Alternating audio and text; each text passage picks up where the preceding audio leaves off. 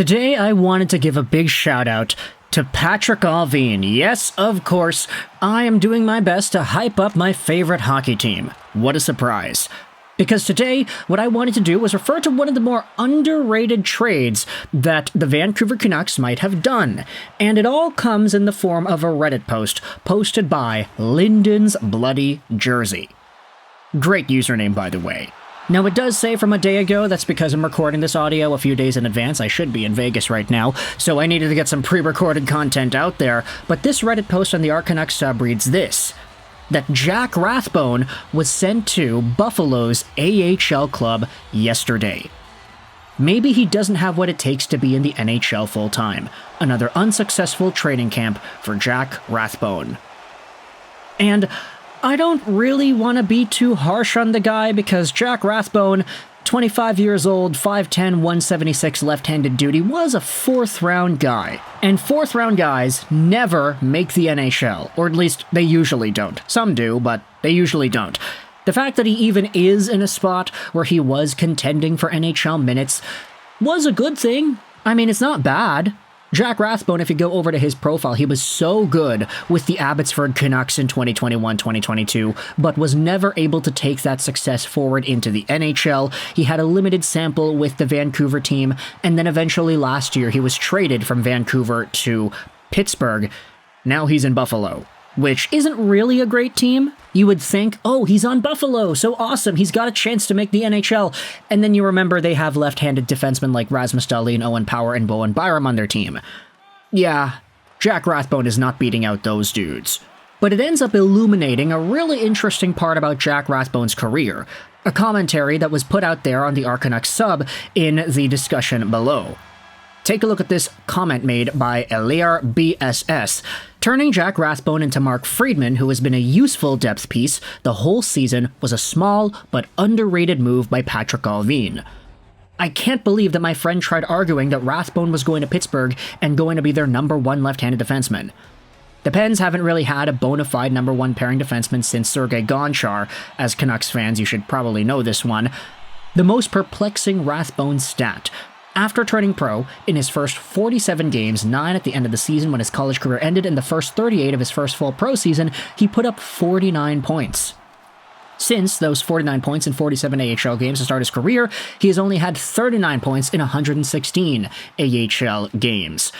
Tough sledding with those numbers for an undersized, one-dimensional offensive defenseman that really struggles in his own end of the ice and has concussion issues to boot. Okay, I do think that's a little bit harsh, but I do recognize the point that's being made here, that Rathbone, with the inconsistencies and the injuries that he has exhibited, kind of fell off a cliff when it comes to strict AHL production. And talking about the Vancouver Canucks, this is another comment over here. Allvin and Rutherford do that very well, making small moves that don't move the needle on their own, but they really add up. And when you think about it, you acknowledge what it is that the Vancouver Canucks gave up in that trade. It was a 2-for-2 deal on October 17th, 2023, so about a year ago. Mark Friedman and Ty Glover come over to Vancouver in exchange for Jack Rathbone and Karel Plasek. Now, look, I'm not going to go out there and say that I'm the biggest fan of Karel Plasek of all people, but I definitely do remember his name as a prospect for the Vancouver Canucks, and it's not really looking like he's doing too much nowadays either. He's still in the Czech League doing his thing over there. So, maybe a good move, I guess? But disregarding the prospects, just acknowledging that the Canucks traded away Jack Rathbone, who at the time was 23 years old. A lot of people said that he had potential to become a little bit more. Or was he 24? Excuse me, yeah, he was 24 years old. My bad. He was barely on the cusp of making the NHL team, and the Canucks ended up getting Mark Friedman in exchange, who, in his own right, has been fine. And honestly, if you think about it 1-to-1, sure, Friedman is a little bit older than Jack Rathbone. He's 28 years old. But Friedman, in the limited samples he has had at the NHL level with Vancouver, he had 23 games played and 1 assist. He was okay. And even in the preseason, he was actually looking a lot better than okay. There were some games where he actually did sort of come into his own, although you could debate that it's because the preseason is the preseason. And in the preseason, you usually have depth guys who want to play their absolute best to show that they belong on the team and they can make the roster. For Friedman, though, he did have a few games where he did look good, and I think the blue versus white scrimmage, he also played well over there too. I think he scored a goal, if I recall correctly. So Mark Friedman is a very versatile option. He doesn't need to play all 82 games. If he gets 20 or 30 on the year and he's suiting up in, let's say, a bottom pairing role, he's more than okay as a replacement level option when somebody gets hurt. Unfortunately, you can't really say the same thing about Jack Rathbone nowadays. Had he been in the Vancouver Canucks system still, I don't think he would have had himself much of an opportunity to make the team. More of the extra minutes would have been given to guys like Noah Juleson or maybe even other guys like Elias Pettersson or Akito Hirose. Here's another comment that goes out there and talks about Jack Rathbone from the subreddit. Even if you're a really good offensive defenseman in junior or college, you won't make it to the NHL unless your defense is decent. Rathbone's offense wasn't good enough to make up for his defense. And at this point, he's 25 years old, didn't play any NHL games last year, and will start the year in the AHL. The odds are that he'll become a regular AHL guy who gets an NHL game or two now and then. Again, it's tough to break onto that Buffalo D core as a left-handed D if you want to beat out Byram, Dahlin, or Power. That's crazy. I get it that Buffalo is Buffalo, but man, how is that team so bad? Tage Thompson needs to completely go off and get a 100-point season in order for the Sabres to fully capitalize on what they have on defense, man. That team is just so bewildering to me. But either way, Jack Rathbone probably not going to get himself a spot with the Buffalo Sabres this season, but it definitely won't be for a lack of trying. Obviously, we recognize the skills that Rathbone does have. It's just a matter of whether or not he'll be able to get back up to producing significant numbers in the AHL. That first season he had with the Abbey Canucks in 2022, that was a crazy year. A lot of people were super hyped up for him, and I remember making a lot of videos about Rathbone. Everybody was excited.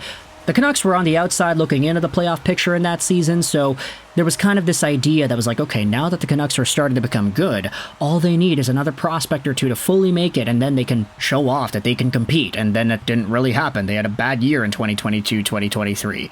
Yeah, the Bruce Boudreau stuff kind of screwed over with everybody's minds, but either way, let me know your thoughts in the comment section below about Jack Rathbone and his situation in Buffalo, how he got sent down, how he's continuing to develop in the American Hockey League, and how Vancouver might have gotten away with a really solid and underrated trade as a result of that move. Mark Friedman is a pretty good player, I would say, for the role that he has. While he's no Quinn Hughes after all, for a guy who was traded over for Jack Rathbone, who is having a tough time cracking the NHL and staying, I'd say that Friedman is more than okay of an upgrade. Hey, if anybody's going out there and practicing on a power play unit with Gonchar and the Sedins and Rick Tocchet, then they're probably pretty good, right? So let me know your thoughts in the comment section below about this trade idea and the developments of both of these guys. This is no way a hate video on Jack Rathbone or the profile that he has. I still am a fan of him and his story. The autistic brother angle of his development was always one of the more heartwarming things I had ever seen in hockey personally, and I'm sure a lot of people do recognize the great personality that Jack Rathbone brought to the Canucks locker room and the organization. It's just development-wise, it wasn't really the best. So thoughts in the comment section below. I hope you enjoyed this video. And bye.